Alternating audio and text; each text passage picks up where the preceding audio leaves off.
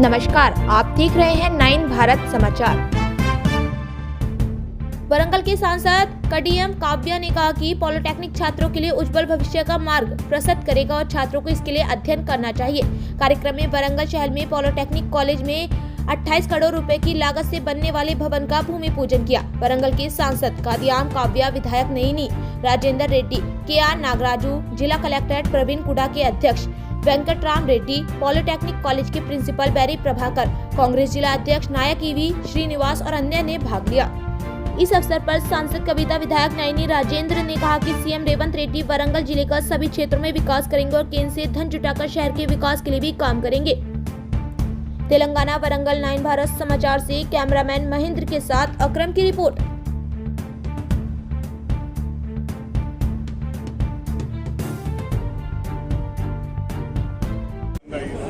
వర్గాల జీవితాల్లో అభివృద్ధి సాధించగలుగుతారు అనే ఉద్దేశంతో విద్యను అందరికీ చేరే విధంగా జీవితకాలం కృషి చేసినటువంటి మన జ్యోతిబా ఫూలే గారి జయంతి సందర్భంగా అందరికీ శుభాకాంక్షలు. అట్లాంటి మంచి రోజు నాడు మన ప్రభుత్వ పాలిటెక్నిక్ కళాశాల భూమి పూజ జరగడం, అదేవిధంగా మన ఎమ్మెల్యే గారి కృష్ణల 22 కోట్ల నిధులు మంజూరు చేయించుకొని సీఎం రేవంత్ రెడ్డి గారు నిన్న ఏదైతే తను యంగ్ ఇండియాకి బ్రాండ్ అంబాసిడర్ అని అన్నారో అది అక్షరాల్లో నిజం చేస్తూ ప్రతి చోట విద్యకి చాలా విలువనిస్తూ, అదేవిధంగా మన యంగ్ ఇండియా ఇంటిగ్రేటెడ్ స్టూడెంట్స్కి కూడా ఒక్కొక్క దానికి 200 కోట్లు ఇస్తూ 55 నియోజకవర్గాలలో ఈ స్కూల్స్ని స్థాపించడం జరుగుతుంది.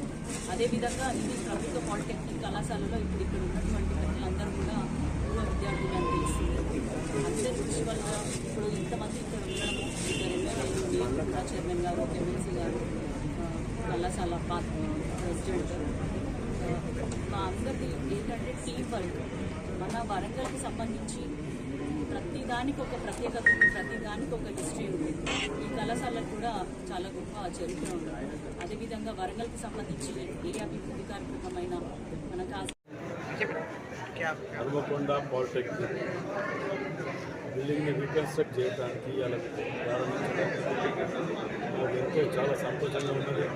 మరి మా ప్రభుత్వంలో రేవంత్ రెడ్డి గారి నాయకత్వంలో విద్యా వైద్యకు మొదటి ప్రాధాన్యత ఇస్తున్నాం.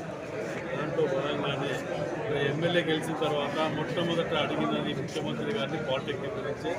ఈ పాలిటెక్నిక్లో ఇమీడియట్ శాంక్షన్ ఇవ్వటం, ఎంపీ కడియం కావ్య గారు కానీ ఎమ్మెల్యేలను అందరం కలిసి అడగటం. ఇది ఎంతోమంది మేధావులను తయారు చేసినటువంటి యంత్రాంగం ఇది. అలాంటి దానికి నేను 28 కోట్ల రూపాయలు అడగగానే తీసుకొచ్చి మళ్ళా ప్రారంభించుకోవడం అంటే నా అదృష్టంగా భావిస్తున్నాను. ఎందుకంటే 1955లో జవహర్లాల్ నెహ్రూ గారు ఇక్కడ దీనికి రావటం, ప్రారంభించడం, ఆర్ఈసీని ప్రారంభించడం, అలాంటి పెద్ద పెద్ద వాళ్ళు చేసినటువంటి దానికి నాకు ఇవాళ ఈ అవకాశం రావడం అంటే నిజంగా నా అదృష్టం.